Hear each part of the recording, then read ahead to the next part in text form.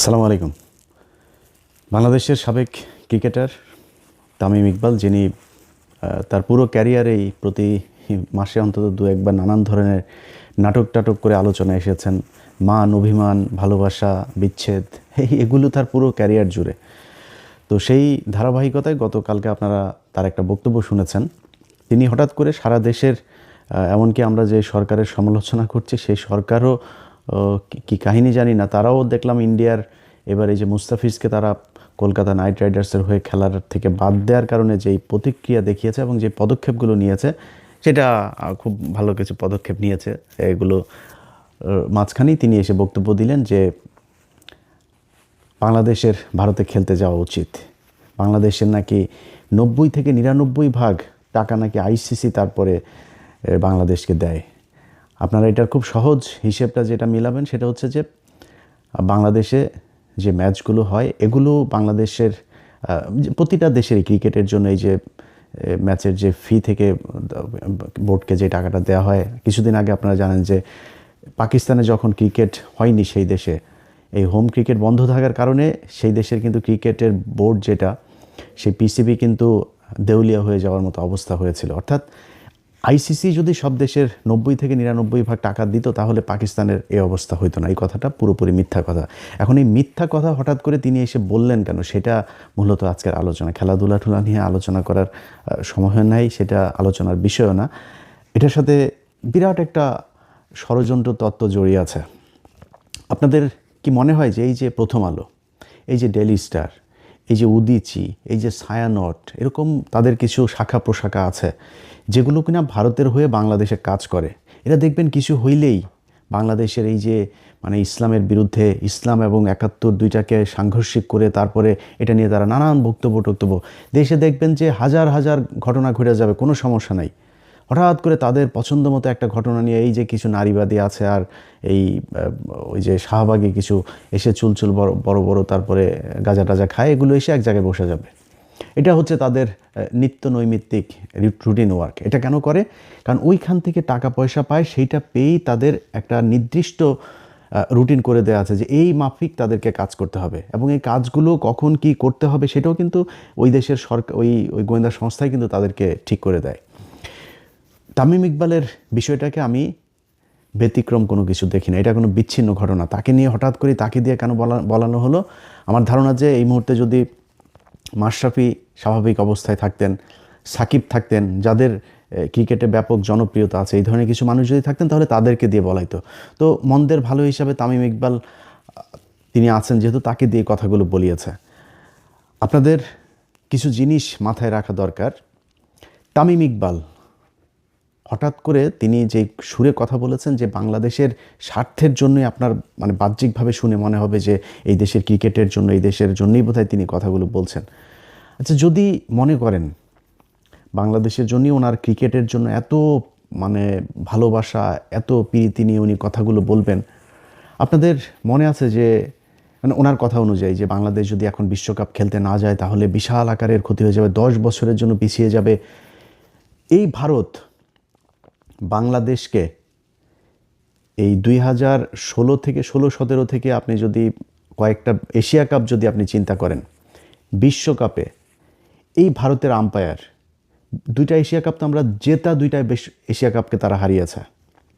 সে বিশ্বকাপের জন্য উনি কোনো কথা বলেছিলেন যে ভারত আমাদেরকে হারিয়েছে? যদি সেটা আমরা জিততাম, মনে করেন একটা এশিয়া কাপ থাকার মানে কি, মানে এশিয়ার বাঘ, সে এশিয়ার শ্রেষ্ঠ, এটাই তো তাদের বিশাল ব্যাপার। আপনি 1997 সালে যেদিন, মানে আমি ছোট তখন, কিন্তু আমার এই মনে আছে যে আমি এই আমার একটা প্যান্ট বানাতে যাচ্ছিলাম আমাদের চুয়াডাঙ্গা জেলা শহরে।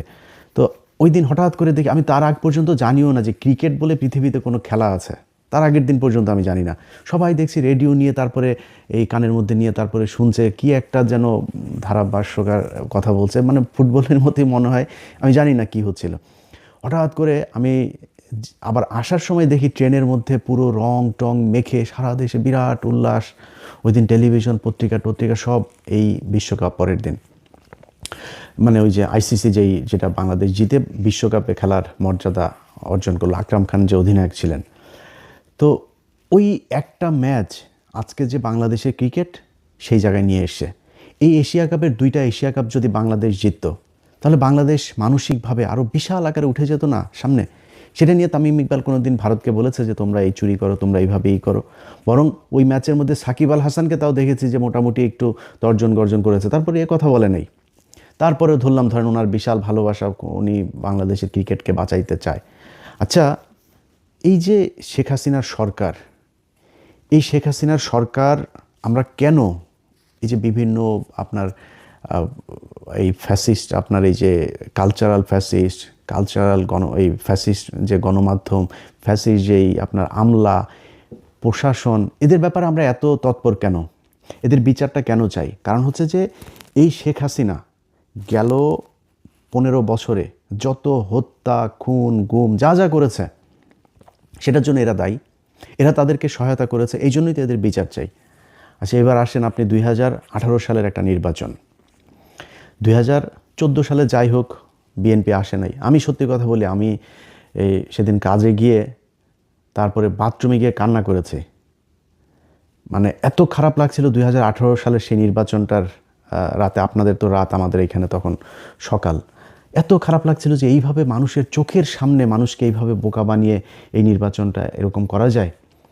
সেই নির্বাচনটা বাংলাদেশের একটা টার্নিং পয়েন্ট ছিল। 14 সালে ঠিক আছে বিএনপি যায় নাই, শেখ হাসিনা করেছে, একা একা নির্বাচন করেছে। তারপরে ধরলাম 18 সালের নির্বাচনটা তো হইতে পারতো।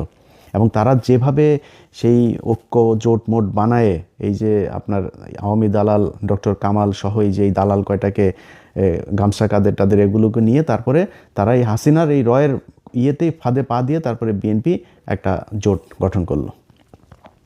সেই জোট গঠন করার পরে কি হলো দেখেন, রাতের বেলা ভোট নিয়ে তারপরে দিনের বেলা সেটা প্রচার করলো যে হ্যাঁ এই হয়েছে, আগের রাতেই ভোট শেষ হয়ে গেল। সেই নির্বাচনটা বাংলাদেশের এই যে গেল 5 বছরে, অন্তত 5-6 বছরে যে মানুষগুলো মারা গেল, মানুষগুলোকে মারা হলো, খুন করা হলো, এই মানুষগুলো এই নির্বাচনটার কারণে মরে নাই। এই জন্য আমরা চাই যে এই নির্বাচন, এই প্রশাসন, এই যে জনপ্রতিনিধি সহ যারা যারা সাংবাদিক, শিক্ষক, যারা যারা এই শেখ হাসিনাকে সমর্থন দিয়েছে তাদের সবার বিচার হইতে হবে। আচ্ছা, তাদের যদি বিচার হয়, তাদের অনেকের বিচার হচ্ছেও, সেনাবাহিনীর পর্যন্ত বিচার হচ্ছে, তাহলে ক্রিকেটারদের বিচার হওয়া দরকার না? কেন জানেন? 2018 সালের নির্বাচনের পরে এই দিন আরেকটা নির্বাচন। আচ্ছা, আপনাদের মনে আছে এই যে মাশরাফি বিন মুর্তজা এমপি হলেন, ওই সময় দেশের যে পরিস্থিতি এবং মাশরাফি বিন মুর্তজার যে জনপ্রিয়তা ছিল, আমি বিশ্বাস করি মাশরাফি বিন মুর্তজা যদি মিরপুর স্টেডিয়ামে যায়, একদম স্টেডিয়ামের শেষ মাথায় উঠা যদি একটা মাইক হাতে নিয়ে ডাক দিত যে বাংলাদেশে আমরা এই হানাহানি আর চাই না, শেখ হাসিনা, খালেদা জিয়া, তাদের ভেতরের যে সমস্যা, এটা আমরা ক্রিকেটার যারা আছি, আমি অন্তত আমার জায়গা থেকে ডাক দিলাম, বাংলাদেশের মানুষ সবাই এখানে আসেন, যদি না আসে তাহলে আমি এখান থেকে, মানে সে কিছু একটা শর্ত দিতে পারতো। সে যদি এসে ডাক দিত এই দেশের, আমি বিশ্বাস করি তার যে জনপ্রিয়তা, যে নিরপেক্ষতা তার ছিল, যে গ্রহণযোগ্যতা ছিল, সে ডাক দিলে বাংলাদেশের অন্তত 2-4-10 লাখ মানুষ সেদিন চলে আসতো তার ডাকে। এবং আমার বিশ্বাস যে রাজনৈতিক দলগুলিও একটা করতো না, আসলে আমাদের মনে হয় একটা জায়গায় আসা উচিত। কারণ একটাই মাত্র জায়গা, সেটা হচ্ছে ক্রিকেট, যেখানে বাংলাদেশের মানুষ কোনো দলাদলি করে না। এই ক্রিকেট যখনই আসে তখনই বোঝা যায় যে এই দেশের মানুষের কত দেশপ্রেম, সবাই এক হয়ে যায়। সেই ইন্ডিয়া হোক, পাকিস্তান হোক, ইংল্যান্ড হোক, অস্ট্রেলিয়া হোক, যেটাই হোক, ক্রিকেটে আমরা সবাই এক। এখন এই যে ক্রিকেট নিয়ে আমরা এক হয়ে আপনাদেরকে এত ভালোবাসা দিলাম, দেশের জন্য আপনাদের এত ভালোবাসি, আপনি 2018 সালে যখন দেখলেন যে আপনার তো অবসরের সময় চলে এসেছে, মানে আপনার যে জনপ্রিয়তা, আপনি যা করতে পারতেন ওইটার দিকে তাকাইলেন না, একটু দেশের কথাও চিন্তা করলেন না। আপনার জাস্ট যেহেতু অবসরে চলে যাবেন, এখন আপনার পরে কি করবেন, নিজের পকেটে ঢুকতে হবে, টাকা পয়সা, ধান্দাবাজি, নিজের ক্ষমতা লাগবে, কি দিয়ে হবেন, ব্যাস নৌকায় ঢুকে গেলেন। 2024 সালে আমি পৃথিবীর ইতিহাসে এরকম কোনো ক্রিকেট মানে প্লেয়ার দেখি না, এমন কোনো ক্রিকেট টিম দেখি না পৃথিবীর ইতিহাসে। বিচ্ছিন্নভাবে এই আপনার ভারতে একটা হয়েছিল, সেও অবসরে ছিল এরকম একজন প্লেয়ার। মানে বাংলাদেশের সাকিব, মাশরাফি, ওই দিকে একবার তামিম যায় হাসিনার সাথে, একবার মুশফিক যায় হাসিনার কাছে, পুরো টিম ধরে আপনার নির্বাচনী ইয়েতে গেল, নির্বাচনী প্রচারণায় তারা অংশ নিল, একদম পুরো টিম ধরে। আমার মনে আছে, আমার চোখে এখনও ভাসছে যে তারা এই ওই যে গাড়িগুলোতে গাড়ির বহন নিয়ে তারপরে তারা মিছিল করছে, নৌকার মিছিল।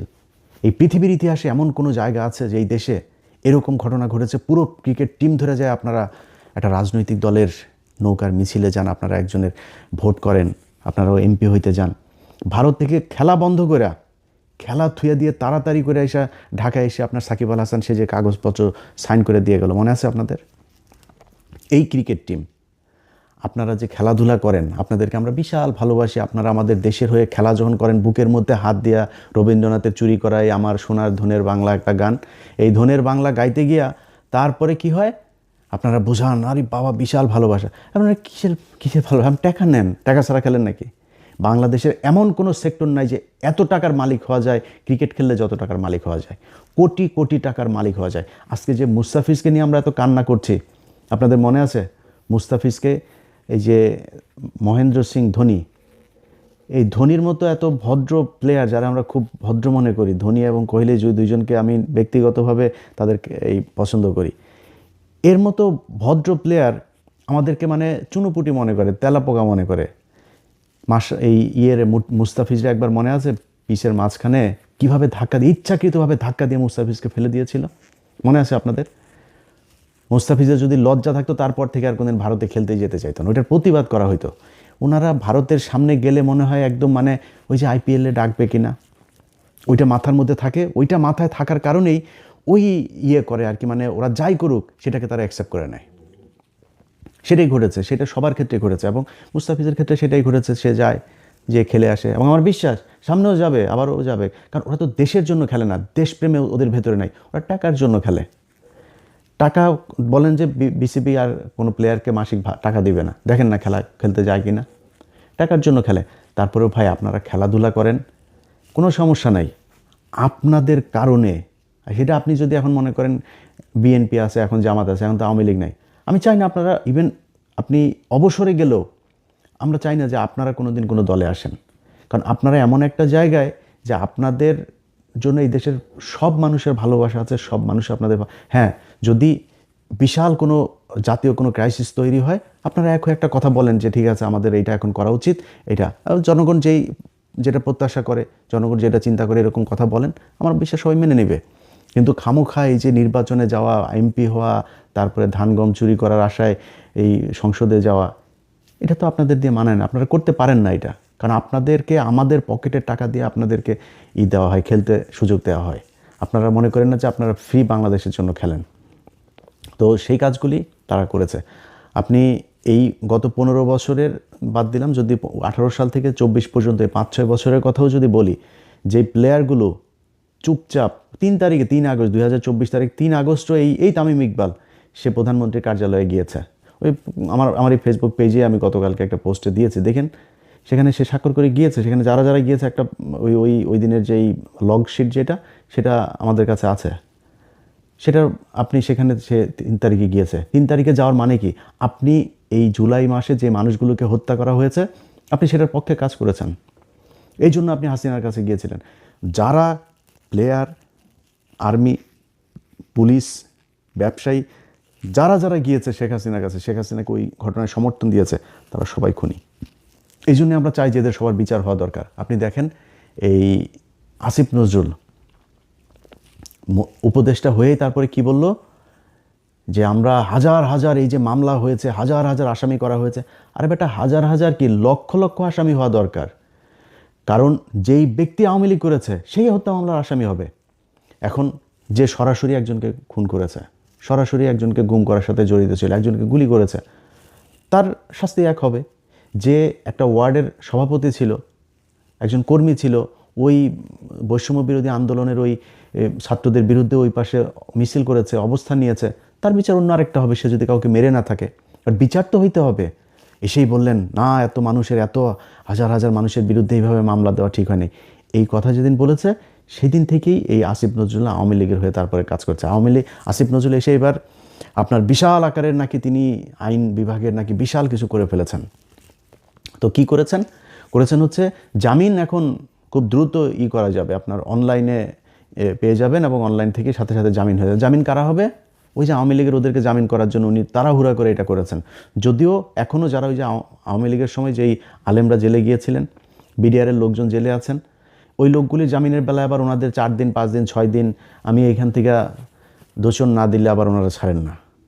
কিন্তু আওয়ামী লীগের ক্ষেত্রে কিন্তু গোপনে গোপনে এই যে দিলীপ আগারওয়ালাকে কেউ জানেও না, অ্যাটর্নি জেনারেল ওই কায়সার কামাল বিএনপির আর এই আসিফ নজরুল, এই 3 বদমাইশ মিলা তারপরে দিয়ে দিল, জামিন দিয়ে দিল, চলে গেল। ওনারা না কিছু জানেনই না, কিছুই জানেন না ওনারা, এমনি জামিন হয়ে গেল। এক ব্যক্তিকে দিয়ে, একজন জাজকে দিয়ে আপনার একই আদালতের ভিতরে নিয়ে গোপনে গোপনে গোপনে 2 মাসের ভেতরে সব খালাস, চলে গেল সে। ওনারা কিছুই জানেন না। তো এইভাবে ওনারা এই আইন বিভাগের বিশাল আকারের সংস্কার করেছেন, এর বাইরে আর কোনো কিছু করেন। এখনও পর্যন্ত ওই যে আপনার আবুধাবিতে যেই বিপ্লবীরা ওইখানে জেলে গিয়েছিল তাদের করা হয়েছে। প্রথম আলো ডেইলি স্টারের ঘটনায় মানে পোস্ট শেয়ার করেছে, এই জন্য তাদেরকে ধরে নিয়ে যাওয়া হচ্ছে।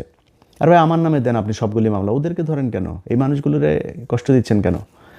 এগুলি ভুলে যাবে এরা, এগুলি ভুলে যাবে, এগুলোর জবাব আসবে। এটার জন্য তো আপনাকে নিশ্চয়ই কিছু না কিছু তো পোহাইতে হবে।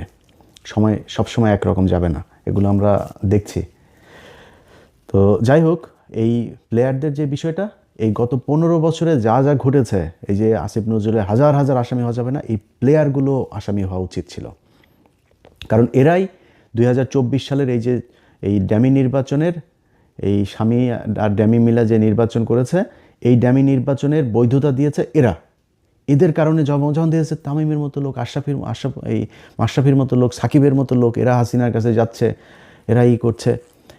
এগুলো দেখে তো মানুষ যারা আন্দোলন করতে চেয়েছে, যারা হাসিনার বিরুদ্ধে, তাদের মনোবল ভেঙেছে। আর যারা হাসিনার লোক তারা আরও চাঙ্গা হয়েছে, আর আমরা তো আর কি, দেশে তো আর জীবনে কোনোদিন সরকার চেঞ্জ হবে না, এরকম একটা পরিস্থিতি তৈরি হয়েছিল, এদের কারণে তৈরি হয়েছিল এটা।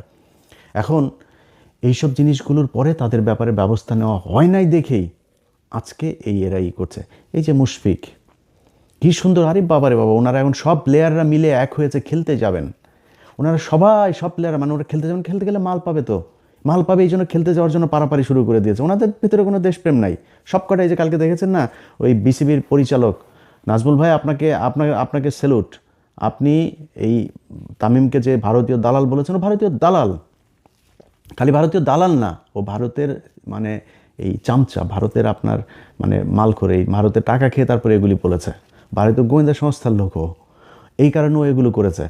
তো বিসিবিকে চাপ দিচ্ছেন ওনারা খেলতে যেতেই হবে, ওনাদের খেলতে গেলে মাল পাবে, এই জন্য খেলতে যাবেনি ওনারা। কি সুন্দর দাড়ি, এই যে মুশফিকের দাড়ি কি সুন্দর, আর বাপেরও দেখি বিশাল মুরব্বী, বয়স্ক এই বিশাল পাগড়িওয়ালা মুরব্বী, হুজুর, এত আপনি প্রতিবাদ করা শিখছেন এখন।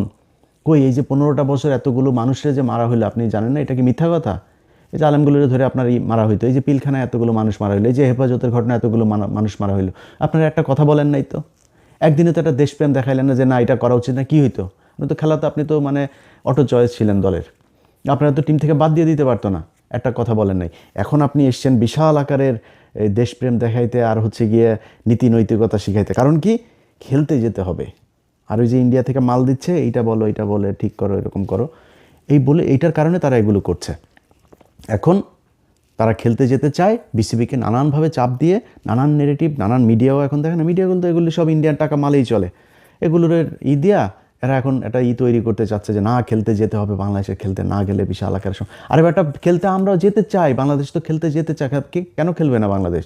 বাংলাদেশ যেটা চায় যেভাবে, এটা আন্তর্জাতিক নিয়মের ভেতরে রেখেই সেই ক্লোজগুলো দিয়েই তো বিসিবি তাদেরকে চিঠি পাঠিয়েছে যে আমরা এই কারণে তোমাদের এখানে খেলতে যেতে পারছে না, আমার নিরাপত্তার কারণে। আমার একটা প্লেয়ার যেখানে নিরাপদ থাকতে পারে না, ওদের তো এটা তো জঙ্গি রাষ্ট্র এই ভারত, পৃথিবীর মধ্যে সবচাইতে নিকৃষ্ট জঙ্গি রাষ্ট্র হচ্ছে এইটা।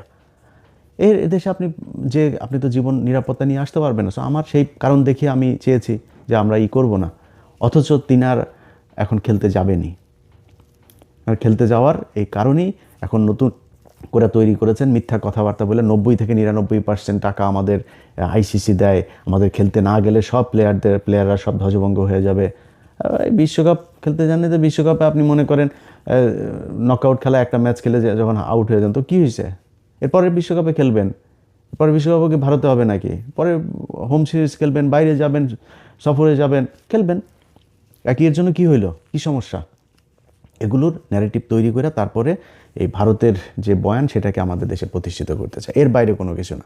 যাই হোক, আমরা এই প্লেয়াররা যেই আমাদের আবেগ নিয়ে খেলে তাদের পয়সার জন্য, এটা আজকে বোঝানোর জন্যই মূলত এই ভিডিওটা করলাম। আর ভবিষ্যতে কোনো প্লেয়ার যারা বাংলাদেশের জাতীয় দলে খেলাধুলা করে, এই খেলাধুলাকে খেলাধুলার জায়গায় রাখতে চায়। আমি এমনকি ছাত্র রাজনীতিরও বিরুদ্ধে, কিন্তু সেটা সম্ভব না, যদিও এটা কেউই মানবে না, সবাই গোপনে গোপনে করবে। সো আমি এটারে নিয়ে অন্তত খেলার বিষয়টাতে এটা যেন হয়, এবং ভারতের বিরুদ্ধে বর্তমান সরকারের যে অবস্থানটা নিয়েছে এই মোস্তাফিজের ব্যাপারে, এটার প্রতি সরকারের প্রতি সর্বোচ্চ সমর্থন জানিয়ে শেষ করছি। আল্লাহ হাফেজ।